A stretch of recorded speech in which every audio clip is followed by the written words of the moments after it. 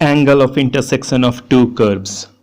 दो कर्व के बीच का कोण डियर स्टूडेंट्स, वो जहां पे कटते हैं उस पॉइंट ऑफ इंटरसेक्शन पर खींचे गए टेंजेंट के बीच के कोण के बराबर होता है। अर्थात the angle of intersection of two curves is the angle between the tangents to the two curves at their point of intersection. तो चलिए स्टूडेंट्स, आज का वीडियो इसी टॉपिक पर शुरू करते हैं।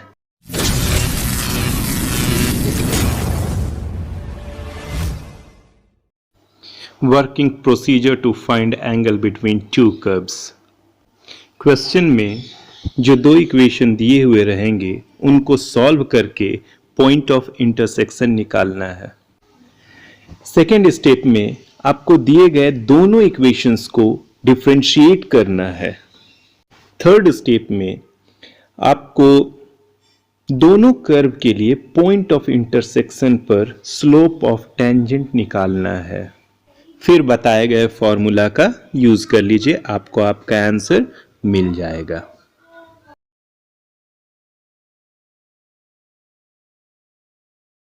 तो डियर स्टूडेंट्स, हम वर्किंग प्रोसीजर देख चुके हैं कि दो कर्व के बीच का एंगल 4 स्टेप्स में निकलेगा। तो इसके लिए एक एग्जाम्पल जरूरी है समझने के लिए कि कैसे दो कर्व के बीच एंगल निकाला जाता है। Find the angle of intersection between curves x y बराबर 6 and x square y equals to 12। अब इसको सॉल्व कैसे करेंगे? 4 स्टेप हमेशा याद रखिएगा। स्टेप नंबर 1 क्या कह रहा था? दो कर्व को सॉल्व कीजिए।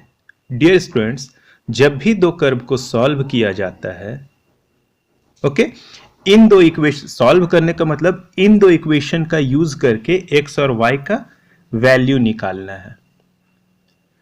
तो वो आपको हमेशा कर्व का पॉइंट ऑफ इंटरसेक्शन देगा। जैसे ये कर्व है इक्वेशन 1 और ये कर्व है इक्वेशन 2। ओके, तो जब भी सॉल्व करेंगे तो आपको ये पॉइंट मिलेगा। यहां पर देखिए डियर स्टूडेंट्स, जो आपके वेरिएबल्स है यहां भी प्रोडक्ट में है, यहां भी प्रोडक्ट में है।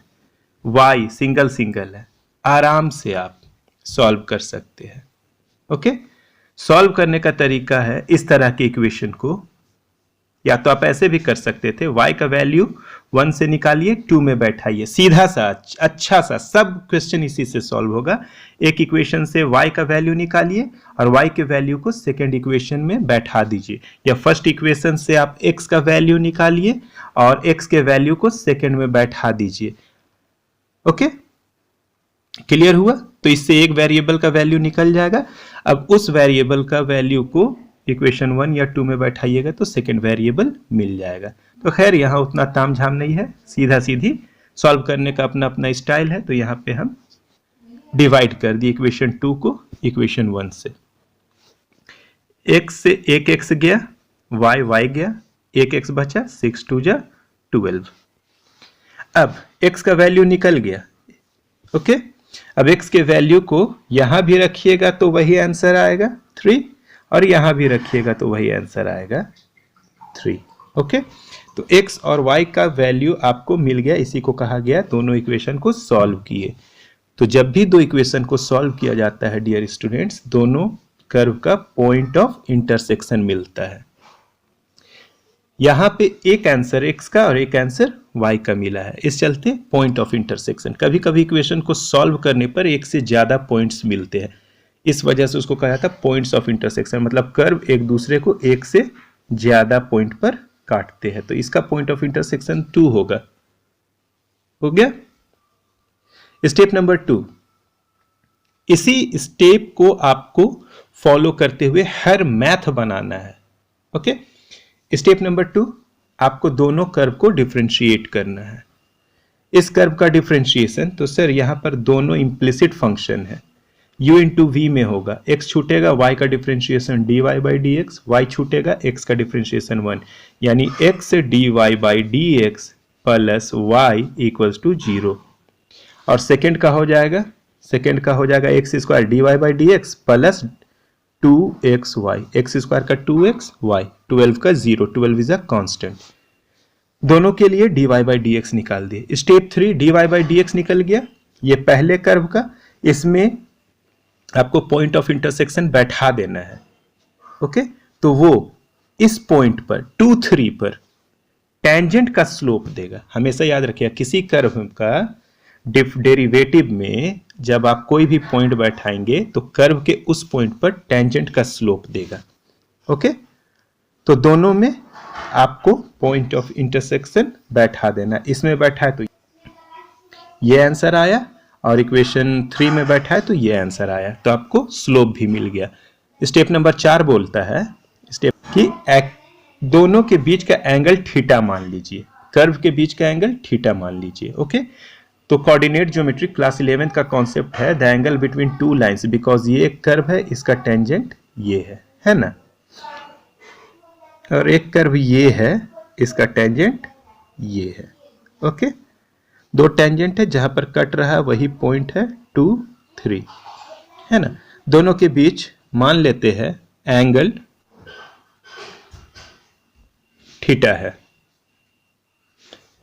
तो दो लाइन के बीच का एंगल क्लास 11 के कोऑर्डिनेट ज्योमेट्री में पढ़े थे m1 minus m2 over 1 plus m1 into m2। दोनों वैल्यू को बैठा के सॉल्व कर दिए, एक्यूट एंगल निकाले, इस चलते मॉड ले लिए। ओके, आपको 3/11 मिला, इस चलते थीटा बराबर tan इनवर्स 3/11। ये question examination point of view से खास करके सीबीएसई वालों के लिए बहुत इंपॉर्टेंट क्वेश्चन है। बनाने का तरीका वैसे ही जैसे पहला एग्जाम्पल बतलाया है। शो डैट कर्व्स x बराबर वाई स्क्वायर, दिखाइए शो डैट कर्व्स x बराबर y square and x y बराबर के कट ऑर्थोगोनली। यहां पे हमको दिखाना है कि दो कर्व अगर एक दूसरे को 90 डिग्री पर इंटरसेक्ट करे, ऑर्थोगोनली का मतलब होता है 90 डिग्री पर इंटरसेक्ट करे।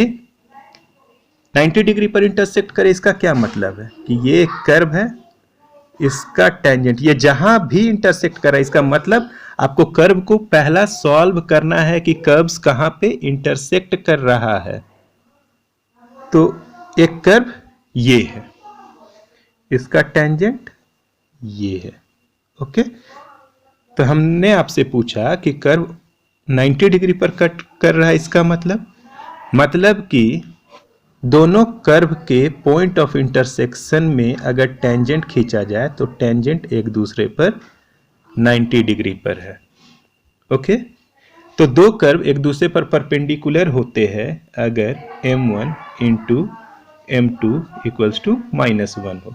तो क्वेश्चन कह रहा है कि कर्व एक दूसरे को ऑर्थोगोनली इंटरसेक्ट कर रहे हैं डियर फ्रेंड्स।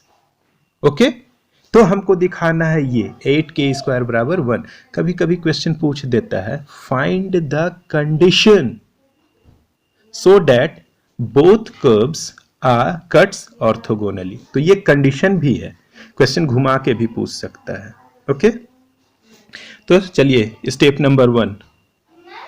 पहले तो आपको स्टेप नंबर 1 से पहले the given curves are equation 1 equation 2 मान लेना है। अब आपको इक्वेशन 1 और 2 को एक साथ सॉल्व कर देना। सॉल्व करने का मतलब पॉइंट ऑफ इंटरसेक्शन मिल जाएगा। x का वैल्यू वाई स्क्वायर है, इसमें बैठा दीजिए, है ना।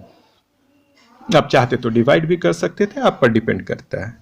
अब सबसे बेहतर होगा x के वैल्यू को निकालिए, इक्वेशन 1 से y में सब्स्टिट्यूट कर दीजिए। ऐसा सॉल्व करना अभी सीख लीजिए, आगे भी आने वाला है जब एरिया ऑफ बाउंडेड रीजन पढ़ेंगे तब, कि सॉल्व करना है। दो इक्वेशन को सॉल्व करने का क्या मतलब है।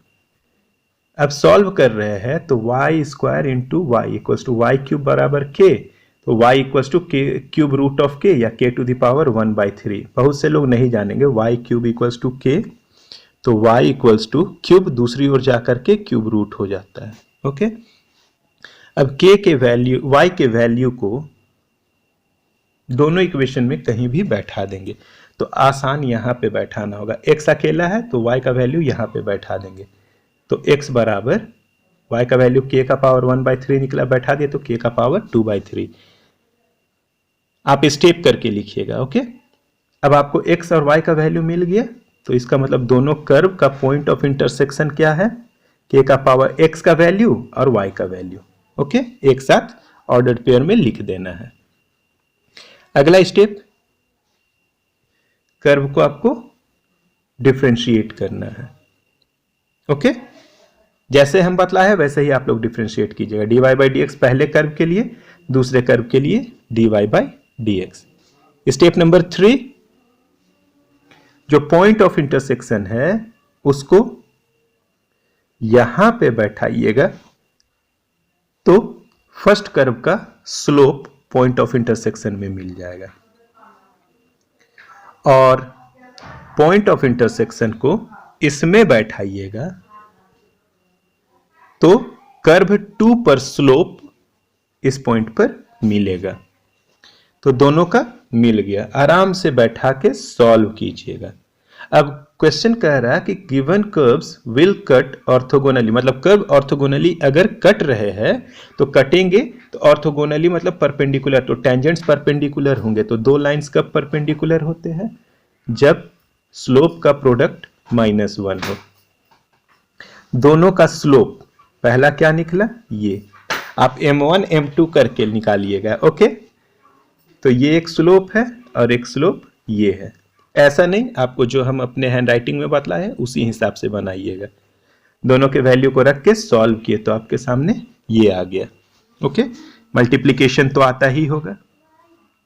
अब यहां देखिए, जब भी k का पावर 2/3 है तो ये फ्रैक्शन, इस सबको हटा दिया जाता है। फ्रैक्शनल जो पावर रहता है हटा दो, तो ये बाई 3 को ये बाई 3 कैसे हटेगा, तो इंटू 3, तो इसीलिए दोनों ओर क्यूब ले लेंगे, दोनों ओर क्यूब कर देंगे तो बाई 3 हट जाएगा, आपका रिजल्ट मिल गया। बहुत इंपॉर्टेंट क्वेश्चन था।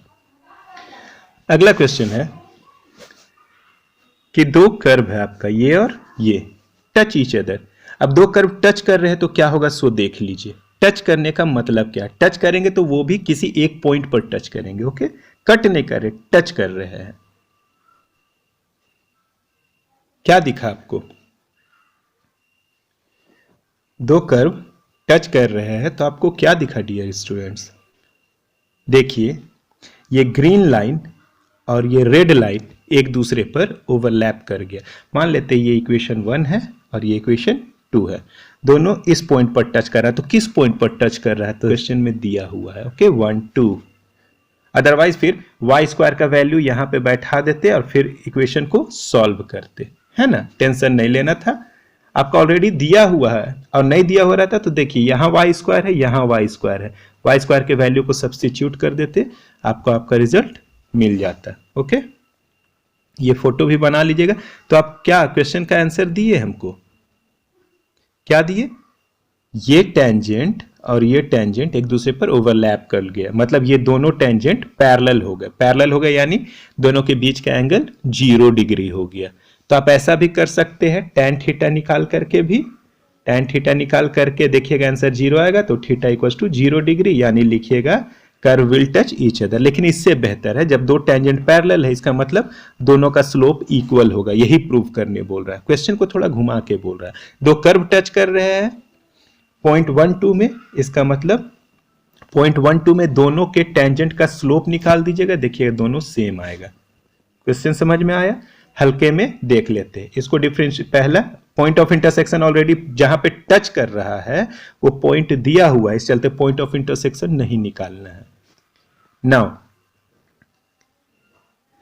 और ऐसे आप रख के भी इसको चेक कर लीजिए। 1 2 को यहां रखिएगा तो LHS इक्वल्स टू RHS आएगा, यहां रखिएगा तो LHS इक्वल्स टू RHS आएगा। नाउ इसको डिफरेंशिएट कीजिए, इंप्लिसिट फंक्शन पढ़े हैं, इसको डिफरेंशिएट कीजिए, आप इंप्लिसिट फंक्शन पढ़े हैं। ओके, डिफरेंशिएट किए, एक कर्व 1 के लिए ये डेरिवेटिव आया, कर्व 2 के लिए ये डेरिवेटिव आया। दोनों में m1 और m2 निकालिएगा, जैसे हम स्टेप 3 निकाले थे m1 m2 वैसे ही निकालिएगा। दोनों में m1 निकालने में 1 2 बैठाना पड़ेगा इसमें, और m2 निकालने में 1 2 बैठाना पड़ेगा इसमें। तो देखिए दोनों का आंसर सेम आया। आप नीचे लिखिएगा since m1 equals to m2 therefore curves touch each other.